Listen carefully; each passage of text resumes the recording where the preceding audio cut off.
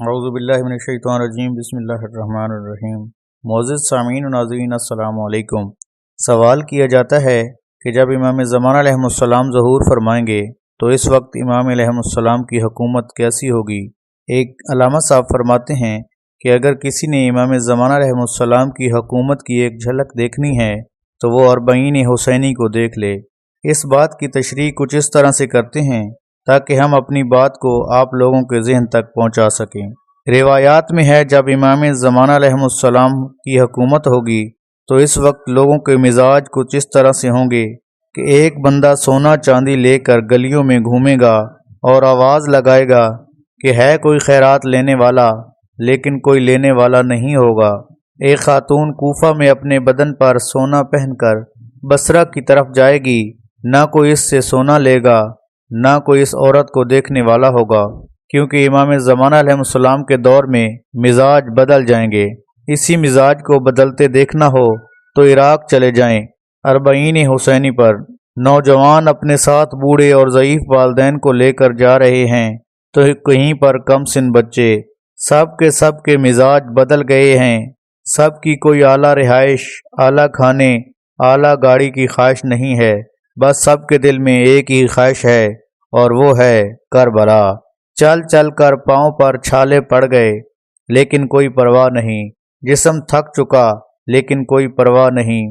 ان کے سامنے کھانے کے بے شمار موکب خانے ہیں لیکن کوئی ہوس نہیں، بس اتنا کھا لیا اور چل دیے۔ آرام کے لیے اعلیٰ درجے کے بستر دیے جاتے ہیں لیکن آرام وہ بھی بہت کم سے کم، آگے منزل پر پہنچا جائے۔ یہ ہے حکومت امام زمانہ کی پہلی جھلک جو 40 حسینی پر عراق میں دیکھی جاتی ہے، یعنی انسانی مزاج کا بدل جانا۔ دنیا کی کوئی چیز ان کے آگے کچھ بھی نہیں، ان کا مقصد ایک ہی ہوتا ہے اور وہ مقصد ہے اپنی منزل کو حاصل کرنا۔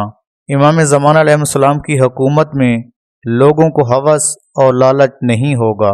آپ آ جائیں اس کا دوسرا پہلو دیکھتے ہیں۔ اگر انڈیا، پاکستان یا دنیا میں کسی بھی جگہ کوئی آفت آ جائے، یعنی زلزلہ یا سیلاب، جیسا کہ ابھی کچھ ماہ پہلے پاکستان میں آیا، لوگوں کے گھر بار تباہ ہو گئے، کھانے کو کچھ نہیں تھا، لیکن امیر سے امیر آدمی نے بھی ان کی اگر مدد کی بھی تو وہ پیسوں کی صورت میں۔ کسی نے اپنے غریب بھائیوں کے لیے اپنے گھر کے دروازے نہیں کھولے، ان کو اپنی چھت کے نیچے نہیں لے کر آئے۔ اگر دیکھا جائے تو ملک بھی اپنا تھا اور لوگ بھی اپنے تھے، کیونکہ یہ نفسا نفسی کا دور ہے۔ اور 40 حسینی پر دیکھا گیا کہ پروفیسر ہو یا کوئی ڈاکٹر، ہر ایک کی ایک ہی خواہش ہوتی ہے کہ میں کسی زائر امام حسین علیہ السلام کی خدمت کر سکوں۔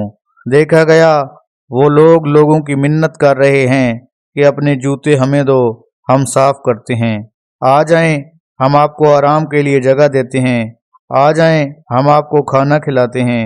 یہ حکومت امام زمانہ علیہ السلام کا دوسرا پہلو ہے، جہاں لوگوں کے درمیان فرق غریب اور امیر کا نہیں ہوگا، سب ایک ساتھ محبت اور خلوص سے رہیں گے۔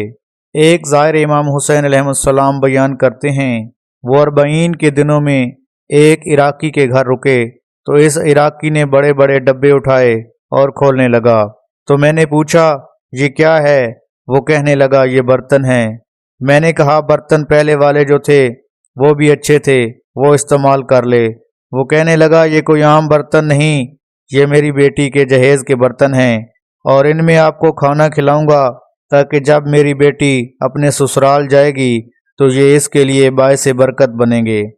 تو معزز سامعین، 40 حسینی پر انسانوں کے ایک دم سے مزاج کا بدل جانا کوئی معمولی بات نہیں، یہ ایک معجزہ ہے۔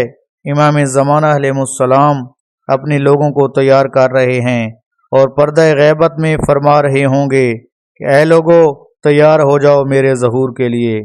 دعا ہے خالق کائنات امام زمانہ علیہ السلام کا ظہور جلد از جلد فرما اور ہمیں نصرت امام زمانہ علیہ السلام کے لیے لشکر مہدی علیہ السلام میں جگہ نصیب فرما۔